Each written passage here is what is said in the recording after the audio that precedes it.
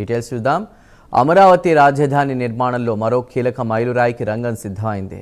రాజధానికి ప్రధాన ముఖద్వారంగా భావిస్తున్న E3 సీడ్ యాక్సెస్ రోడ్డుతో పాటు బకింగ్హామ్ కెనాల్పై నిర్మించిన స్టీల్ బ్రిడ్జ్ని ముఖ్యమంత్రి చంద్రబాబు నాయుడు ఇవాళ ప్రారంభించనున్నారు. దాదాపు 1,519 కోట్ల వ్యయంతో 21.77 కిలోమీటర్ల మేర నిర్మిస్తున్న ఈ కారిడార్ రాజధాని రవాణా వ్యవస్థకు వెన్నెముకగా నిలవనుంది. అనంతరం ఎమ్మెల్యే, ఎమ్మెల్సీ, గృహ సముదాయాలు, ఇతర మౌలిక వసతుల నిర్మాణాలను కూడా ముఖ్యమంత్రి పరిశీలించనున్నారు.